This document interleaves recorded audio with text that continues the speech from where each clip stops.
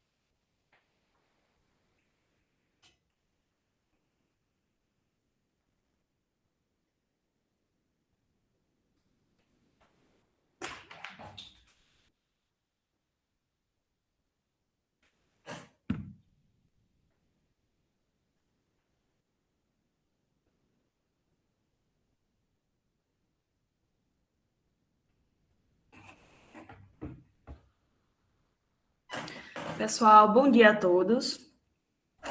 Para quem ainda não me conhece, meu nome é Laíris. Eu sou técnica agropecuária pelo IF Sertão, Campus Petrolina Zona Rural, aqui da cidade de Petrolina, Pernambuco.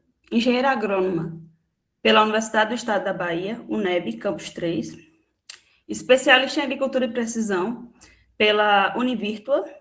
E, atualmente, estou cursando o terceiro período de 4 do mestrado em agronomia, com foco em manejo e conservação do solo e da água.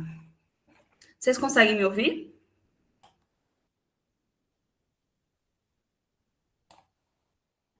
Sim, estamos ouvindo. Agora a sua apresentação está replicando a sua tela e está cortando um pouco.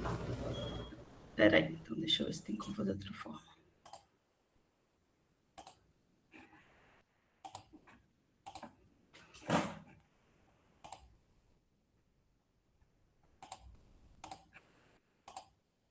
Ficou melhor assim? Sim, tá ok. Pronto. Ó, a nossa apresentação ela vai focar na sustentabilidade e também na rentabilidade e com foco no uso de esterco caprino para a produção de hortaliças. E antes de mais nada, é necessário que a gente entenda a relação da produção com esse uso. Então, assim, quando você vai observar em literaturas, vai visualizar em campo a importância do esterco caprino, a gente vai entender e também visualizar que há um aumento progressivo da produção quando você está usando o esterco caprino e, consequentemente, a gente vai estar disponibilizando aqueles nutrientes que estão presentes de uma forma gradual. Então, a gente não libera de uma forma... Você não libera tudo de uma vez, você vai liberando ao decorrer do ciclo. E aí, isso faz com que você tenha uma redução de custo com a aquisição de produtos químicos e, consequentemente, você tem um maior custo-benefício. Além disso, quando a gente está utilizando produtos de origem orgânica, né, de origem sustentável, a gente faz com que a gente não tenha uma deteriorização do meio e também a gente observa que tem uma melhoria nas características físico-químicas do solo e também biológico. Então, você vai observar que tem um aumento da atividade da biota do solo. E aí, com isso, a gente tem como objetivo dessa apresentação mostrar um pouco do potencial do esterco caprino para a horticultura. Dentre os desafios atuais da horticultura, a gente observa que, no decorrer dos anos, a gente vai observando que o custo com os fertilizantes, eles tendem a aumentar. E aí, atualmente, com a guerra que está acontecendo, pelo menos aqui na minha cidade de Petrolina, a gente está observando que está aumentando o preço dos produtos. Então, você vai procurar uma fonte de MAP, de ureia, P2O5 e assim em diante, tem um aumento no valor e, consequentemente, você vai aumentar o custo de produção.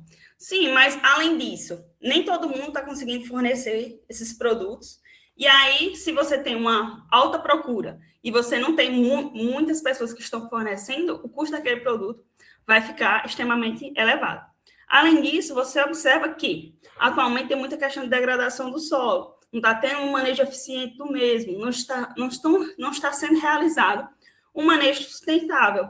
E aí, quando a gente não for um manejo sustentável, a gente vai estar exaurindo aquele solo, vai perder as propriedades do mesmo. E, consequentemente, se a gente não está cuidando do solo, a gente está reduzindo o seu potencial. E aí a gente vai acarretar com a redução da produtividade dos cultivos. Além disso, tanto aqui como em outras regiões, se você está só usando o solo e você não está repondo o que tem nele, ele tende a reduzir suas quantidades. E dentre eles, a gente observa que tem uma redução da matéria orgânica. E aí você vem para um conceito que a gente aprende lá no início, tanto de curso técnico como curso de graduação, voltar para a agronomia, com relação a se esse solo, a matéria orgânica no solo, ela tem a função de quê? Reter umidade, disponibilizar nutrientes, também vai servir como fonte de alimento para a microbiota do solo, para a biota do solo. E aí, se você não tem, você vai ter um impacto nesses diferentes fatores.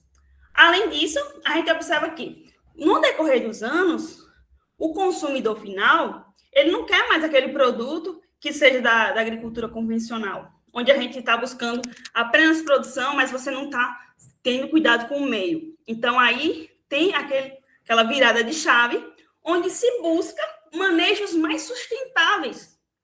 E aí você busca o quê? Eu vou produzir, mas ao mesmo tempo eu vou cuidar. Eu vou produzir, mas no ciclo seguinte o meu solo não vai estar exaurido, minha cultura não vai ter impactos. Então, tem isso.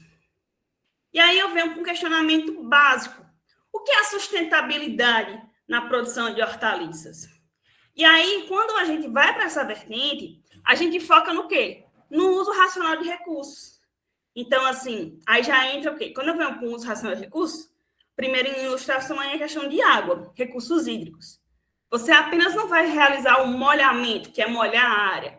A gente vai irrigar, vai usar a ETO, vai usar o cacedo da cultura, vai visar colocar a quantidade necessária para suprir a demanda hídrica ali daquela planta, sem ter, colocar a mais, visando reduzir o custo, reduzir a quantidade, e pode ser utilizado em outras áreas. E aí, quando a gente vem com esse uso racional de recursos, a gente também está buscando a conservação do solo d'água. A gente está tendo cuidado com o mesmo. A gente não quer apenas usar, a gente quer usar, quer conservar, quer ter um uso contínuo, e ao mesmo tempo que a gente quer ter um uso contínuo, a gente busca manter suas características. E aí, quando eu tenho esse cuidado, eu busco ser sustentável, eu tenho conservação, né? Aí eu entro o quê? Práticas conservacionistas, práticas edáficas, vegetativas e mecânicas. Você está empregando elas. E aí, quando eu emprego essas práticas, eu entro para o fato que eu vou ter redução dos impactos ambientais.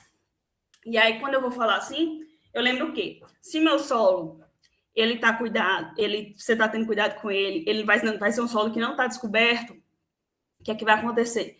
Eu vou ter redução de erosão hídrica, erosão eólica. Então, esse solo, né, dentre a redução de impactos ambientais, a gente pode destacar esse. Ele vai estar protegido. Então, eu não vou estar perdendo o meu solo para isso.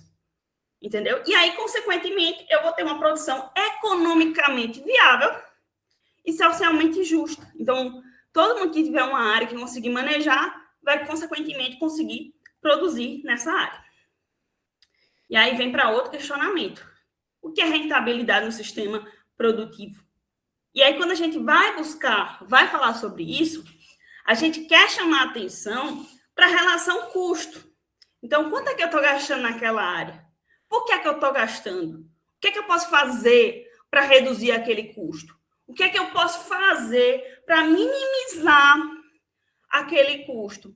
O que é que eu estou empregando ali? Eu consigo potencializar aquele uso? E aí, quando eu digo a questão de relação de custo, você vai lembrar, quando eu estou aplicando produtos químicos, né? Muitos deles, eles têm compatibilidade. Por exemplo, um exemplo, né? MAP vai reagir com tal elemento, se eu botar junto, ele não vai conseguir ser diluído na água e eu não vou poder fazer fertirrigação. Se eu colocar junto com outro elemento, eles vão reagir e a planta não vai conseguir absorver. Se eu colocar o esterco com outra fonte orgânica no solo, eu vou conseguir fazer com que os nutrientes ali presentes sejam disponibilizados no decorrer do ciclo e a planta vai conseguir absorver normalmente. Então, a gente tem que chamar atenção para isso. E aí, com isso, eu tenho o quê? Um aumento da produtividade e, consequentemente, vou aumentar o meu lucro. E aí também entra um fator importantíssimo, que é você focar na importância da redução dos gastos com insumo. Por quê? Normalmente, no esterco, eu vou ter vários nutrientes ali que vão suprir minha necessidade. Eu não vou focar apenas em um.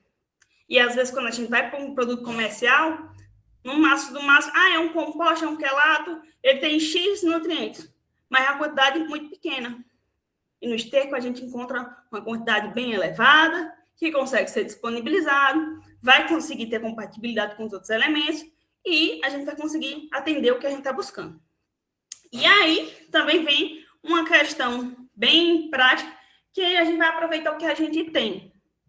Então, a gente vai estar usando o que a gente tem na área. Então, tem muitos produtores que antigamente tinham esterco, tinha criação, né, de caprinos, e deixavam aquele material lá. eles não, como eu posso dizer, eles apenas vendiam para outros, né, para terceiros, que vendiam para lotes produtores, lotes de agricultores. E aí, os produtores pequenos começaram a observar, disse, cara, eu tenho uma criação de caprino aqui, por que eu estou vendendo? Porque eu não posso usar na minha própria área? Por que eu não posso produzir? Então, assim, deu uma virada de chave e eles começaram a ver o potencial do que eles tinham ali e da redução de possíveis custos a longo prazo. E aí vem a questão da importância da caprinovinocultura em regiões semiáridas.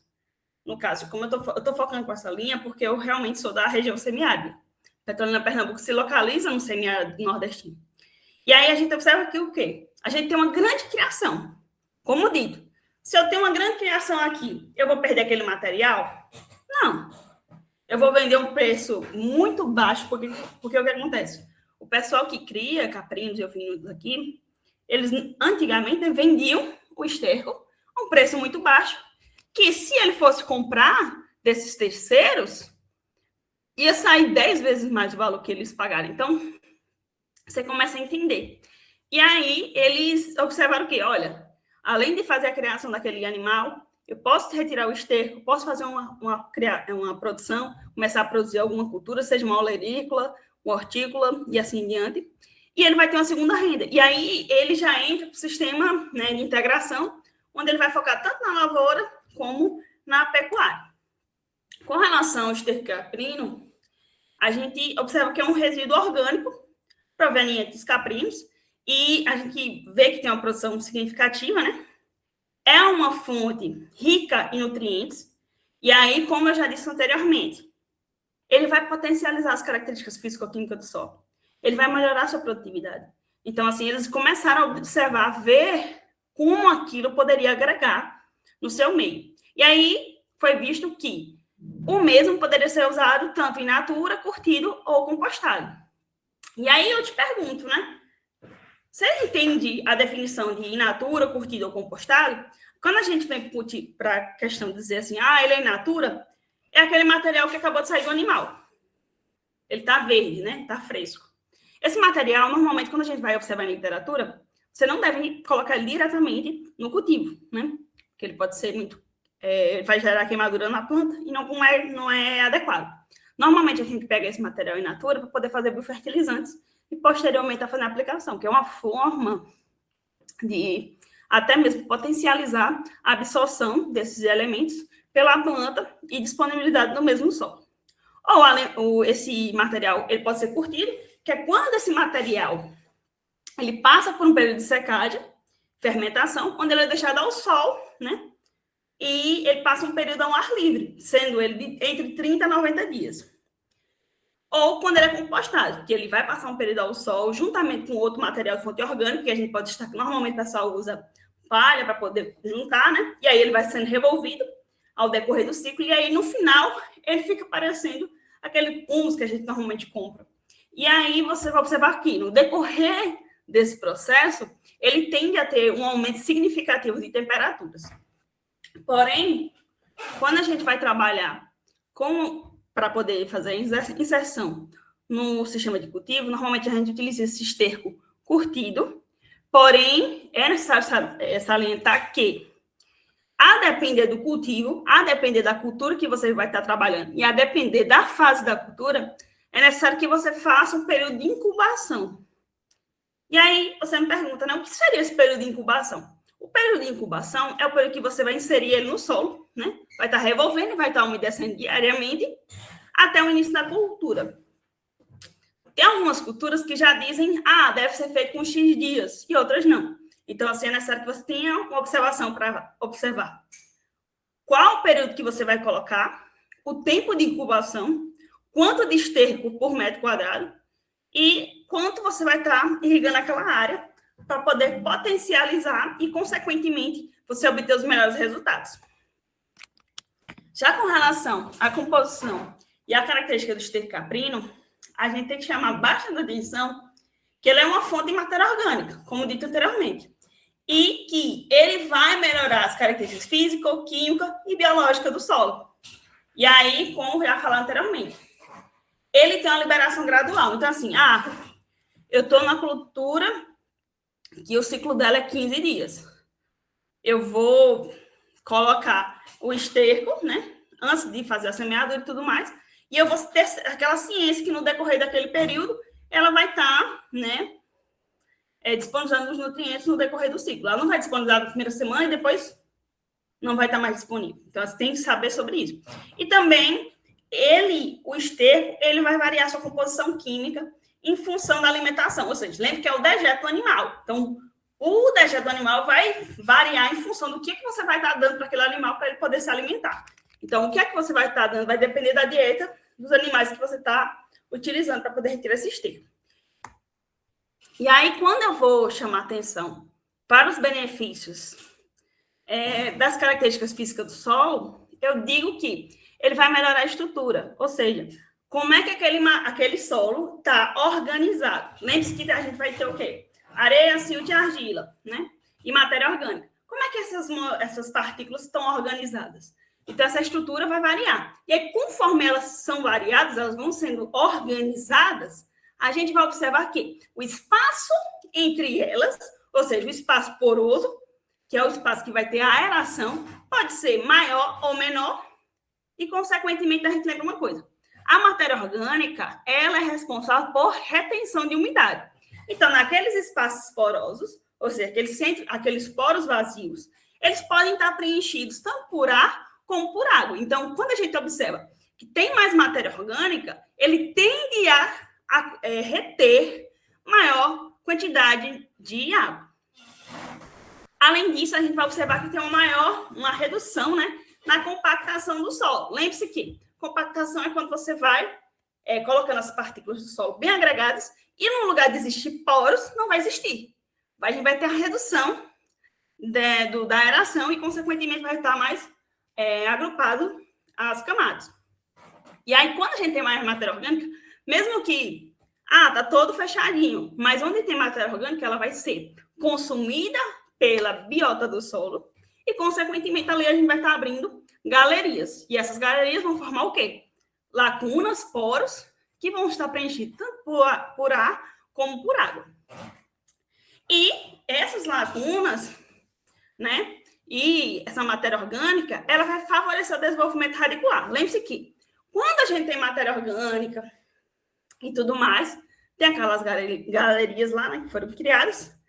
Lembre-se que a raiz, ela vai buscando, vai passando, né, buscando ar, água e assim diante.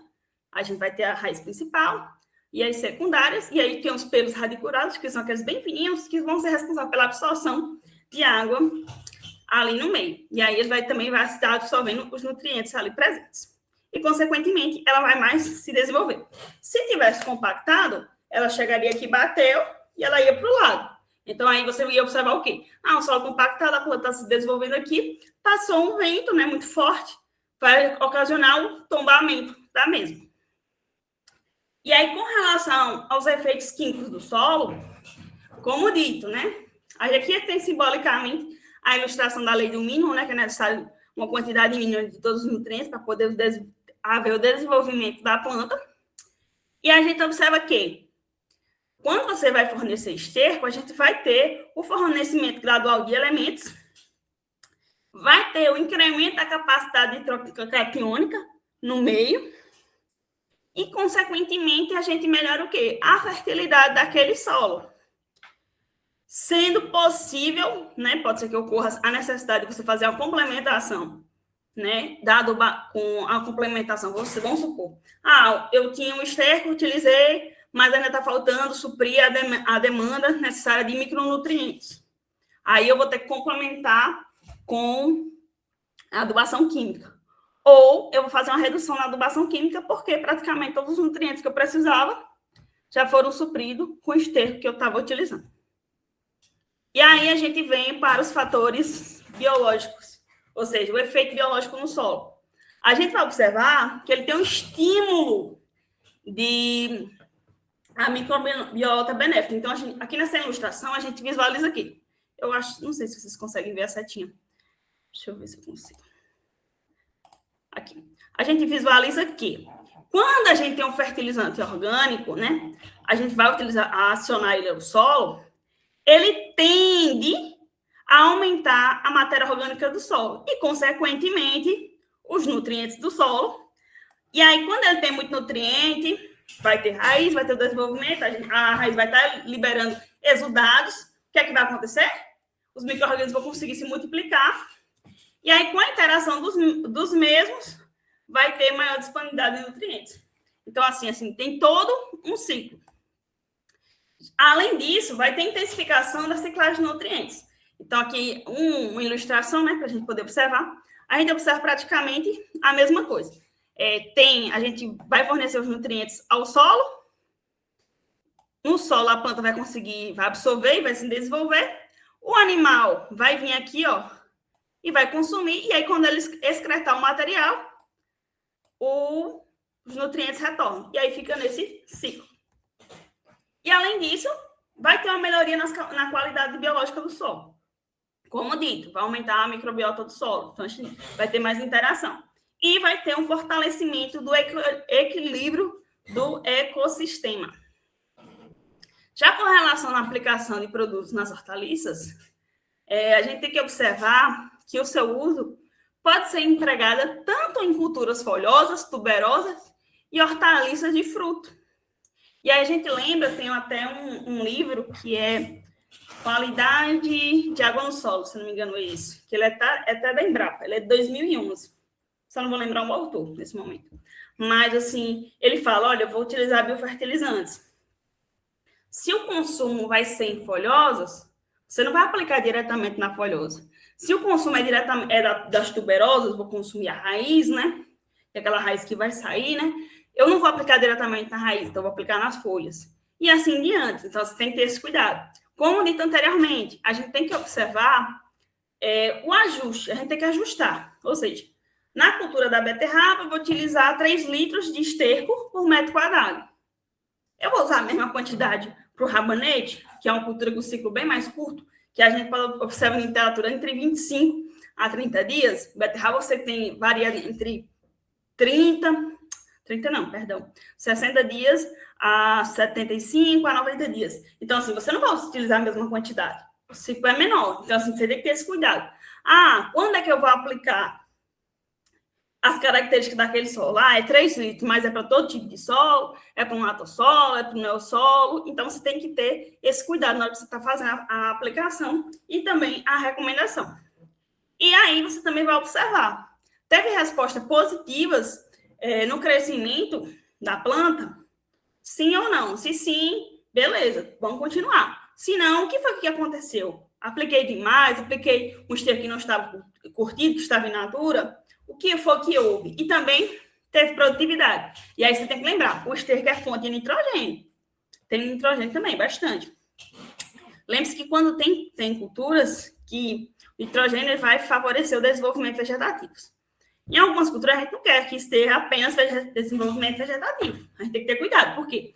Normalmente, quando a cultura quer emitir muita folha, caso ela tenha inflorescência, ela vai gerar abortamento. Então, tem que observar a quantidade que a gente está aplicando e quando está aplicando, justamente para que a gente não gere aborto de flores.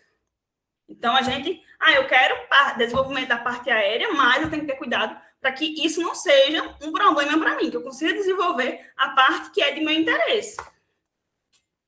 E, além disso, a gente vem para a sustentabilidade do ambiente, onde a gente vai observar novamente a reciclagem dos resíduos agropecuários, ou seja, eu vou utilizar um produto que inicialmente não tinha um destino adequado, e aí o que acontece? Como dito, inicialmente não tinha um destino adequado, eu ia apenas descartá-lo. Agora, eu sei o que é que eu vou fazer. Eu não vou só descartá-lo e eu vou aproveitar para o meu benefício. E aí você tem outra demanda importante, uma menor dependência de fertilizantes sintéticos. Então, eu reduzo o custo, eu aproveito algo que inicialmente eu iria apenas descartar e eu aumento a minha produtividade. E aí eu venho com o ponto final, que é o mais importante, que é o fortalecimento de sistemas agrícolas sustentáveis. Então, assim, eu apenas não vou usar. Eu vou usar, mas vou repor. Eu vou usar, mas vou conservar. Então, assim, a gente tem esse balanço nessas condições. E com responsabilidade, né? E com relação à sustentabilidade no contexto do semiárido, a gente vai observar que vai ter uma integração, né, entre as práticas da caprinovinocultura e a horticultura, que uma vai conseguir suprir a outra, a gente vai conseguir trabalhar, né, junto. Vai ter o aproveitamento dos recursos locais. Eu vou dar um destino, eu vou aproveitar o que já se tem, eu vou potencializar aquele uso.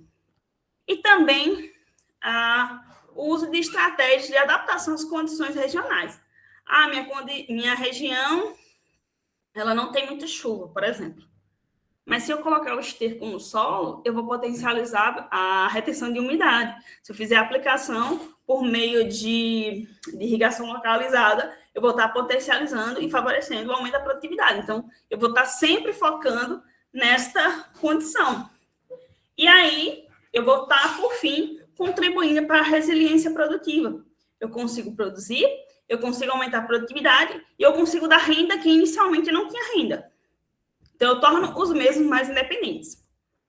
E também, a gente trabalha também com a rentabilidade da produção. Aí, como dito anteriormente, eu vou reduzir os custos com fertilizantes comerciais, eu vou ter um aproveitamento de insumos que são de origem da própria propriedade, eu tenho um possível aumento da produtividade e também da qualidade. Então, a gente observa muito em artigos que, quando a gente vai utilizar estercapim, fontes orgânicas, para fazer adubação, né?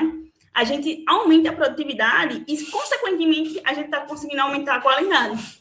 E aí, quando você vem questão de qualidade, às vezes é o Brix, às vezes é a penetração do fruto, que no caso vai ser a firmeza, né?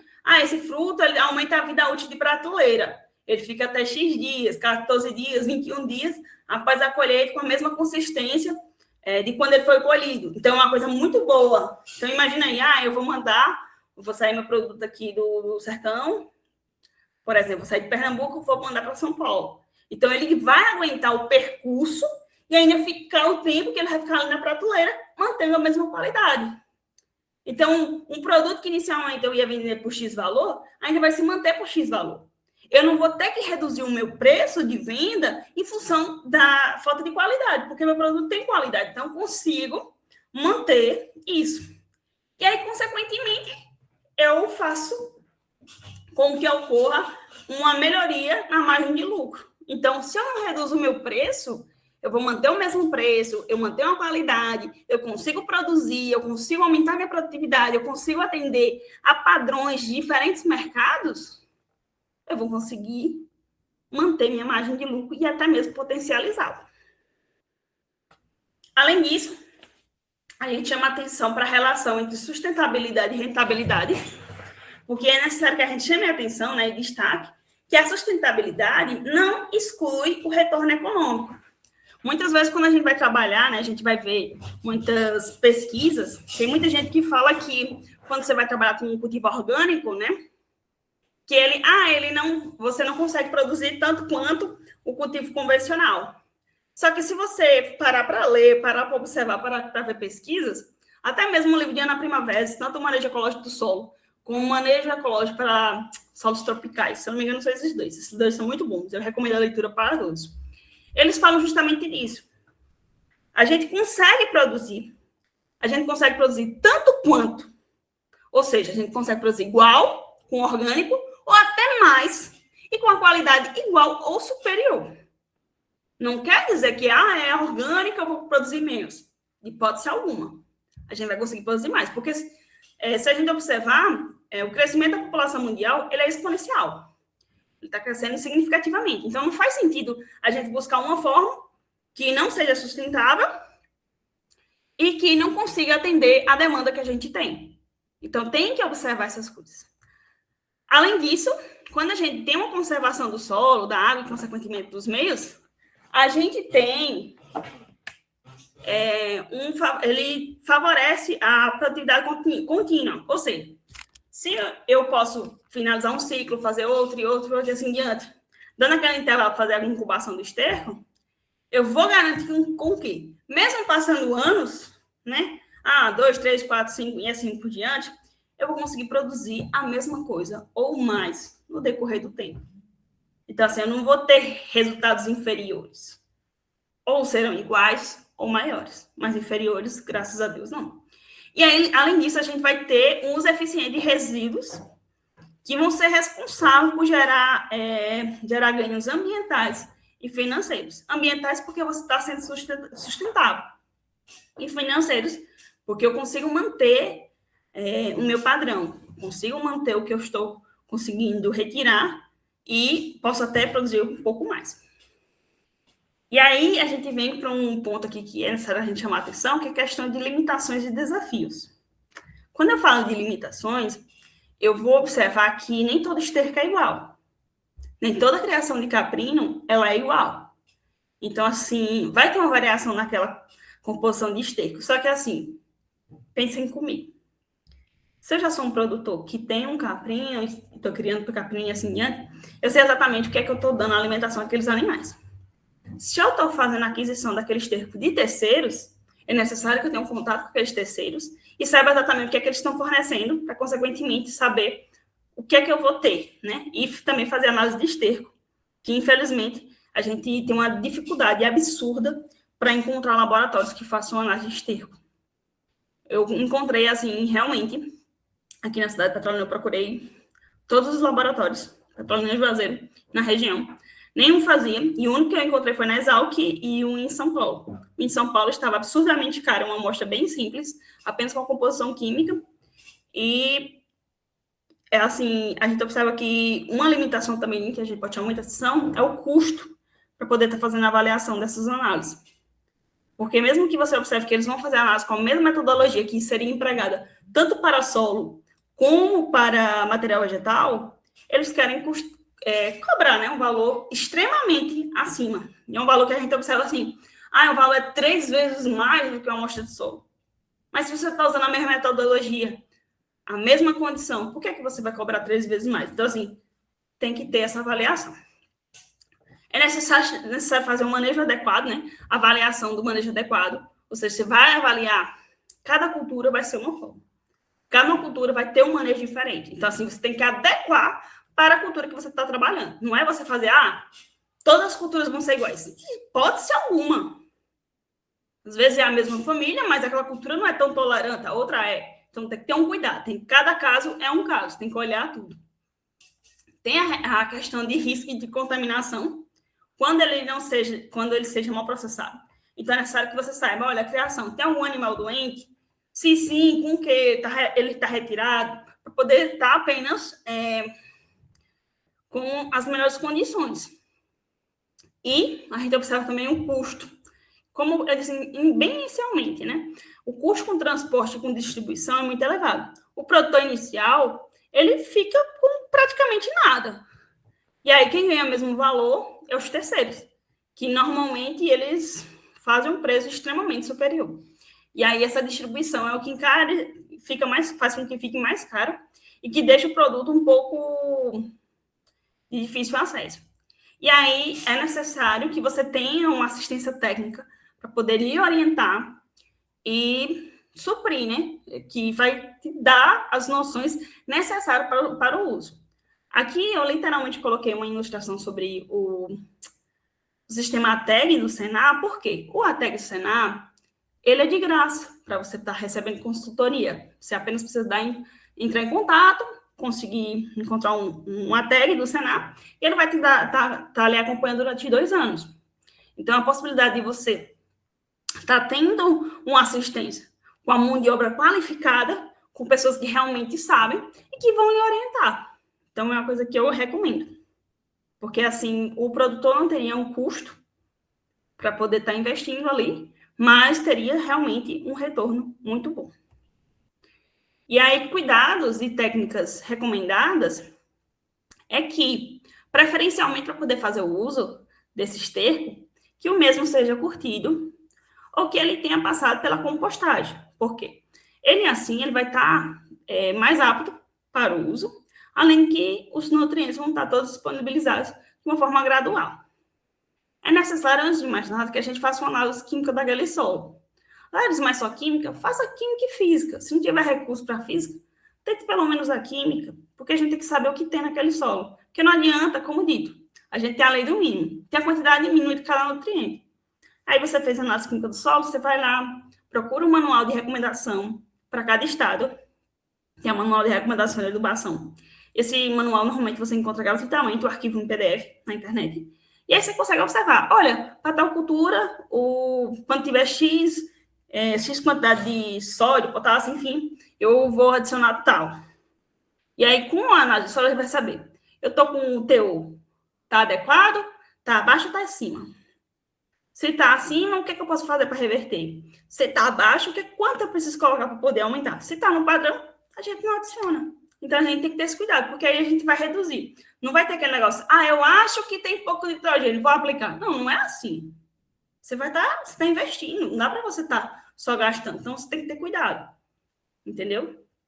Como dito anteriormente, tem que ajustar a quantidade. Cada cultura é um caso, cada fase é uma fase. Então, a gente tem que ter um cuidado, tem que colocar adequadamente, para que a gente não tenha perdas e que a cultura, em vez de ser potencializada, reduza ou até mesmo cause a morte daquelas plantas. Observação a critérios sanitários, como eu dito, ver se os animais que estão utilizados para fazer a coleta desses estercos estão em condições adequadas, se eles estão bem, e também fazer o monitoramento das respostas da planta. Então, não adianta nada eu estar aplicando, para saber o que a minha planta tem. Minha planta está bem, não está? Sim. Teve resposta positiva ou negativa? Se foi negativo, o que foi? Foi o esterco? Foi outra coisa que eu coloquei? Então, você tem que observar com calma isso. E, por fim, as minhas considerações finais é que o esterco caprino, ele possui um potencial agronômico, ambiental e econômico. Né? É um material muito bom que a gente deve estar utilizando sempre que possível. É uma alternativa viável e sustentável para a produção de hortaliças e o seu uso, ele deve ser adequado, né, seguindo normas técnicas, né, para que você não tenha percas. E a interação entre a pecuária e a horticultura, ela fortalece os sistemas produtivos. Aqui eu trago algumas referências que vocês conseguem, como eu disse, né? Vocês conseguem consultar tranquilamente e alguns deles você consegue ter acesso gratuitamente. Eu acredito que o Manual de Nutrição Mineral de Plantas, eu acredito que já tenha acesso a ele gratuito. O livro de manejo ecológico do solo, que é na primavera, também você consegue encontrar gratuito. E os demais, infelizmente, é só pago, mas às vezes você consegue encontrar em alguns sites gratuitamente. E aqui eu trago 4 questionamentos básicos que eu considero que seja necessário que todo mundo saiba, porque vai ajudar no futuro próximo. Que é primeiro se questionar, né? O esterco caprino, ele é capaz de substituir toda a adubação mineral? Nem sempre. Então, assim, às vezes pode suprir, às vezes não. Vai depender da composição do esterco, vai depender do solo, vai depender do sistema de manejo. Então, é necessário a gente ter esse cuidado e avaliar. Além disso, qual é a principal vantagem do esterco caprino em relação ao uso dos outros estercos? É que ele pode apresentar uma boa disponibilidade regional em áreas de capinovicultura. E aí ele vai conseguir suprir a matéria orgânica e os nutrientes, além de favorecer a integração dessas atividades. Existe risco para o uso desse material? Sim, quando não é feito a cura, ou seja, você deixar aquele material ao ar livre, sob o sol, no decorrer de 30 a 90 dias, ou quando a compostagem não é feita adequadamente.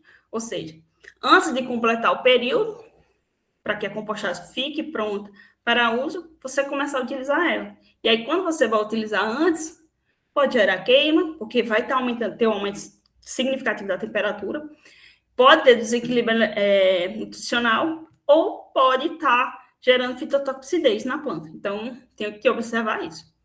E o uso é mais indicado para quais tipos de produtores? Especialmente a produtores familiares que já trabalham com capinovicultura. Então, assim, quando eu digo é o mais indicado, porque ele vai estar usando já um produto que ele já tem. Mas isso não quer dizer que outro produtor não possa usar. Não, pelo contrário. Outro produtor tem acesso, quer utilizar, pode usar tranquilamente. E aqui eu deixo o meu WhatsApp e meu e-mail para contato. Caso vocês tenham alguma dúvida, queiram conversar, fazer uma parceria, eu estou disponível. E no mais, é isso. Muito obrigada a todos. Nós que agradecemos, Lares, se sentimos muito honrados em recebê-la aqui, tá? No nosso ERCA, nessa palestra com um tema extremamente relevante, importante para nós. Sinta-se sempre à vontade quando quiser compartilhar conosco temas de tal importância. A diretoria, o projeto agradece imensamente a sua contribuição nesse dia, tá bom? Eu que agradeço. A todos um excelente final de semana. Muito obrigado. Encerramos com chave de ouro esse nosso projeto, mais uma palestra com temas tão importantes, agradecendo também a contribuição dos colegas da diretoria, da Improdaut e aos demais, muito obrigado mais uma vez, Lari, sinta-se sempre à vontade quando quiser comparecer e compartilhar conosco, tá bem? Obrigada. Excelente final de semana a todos, muito obrigado.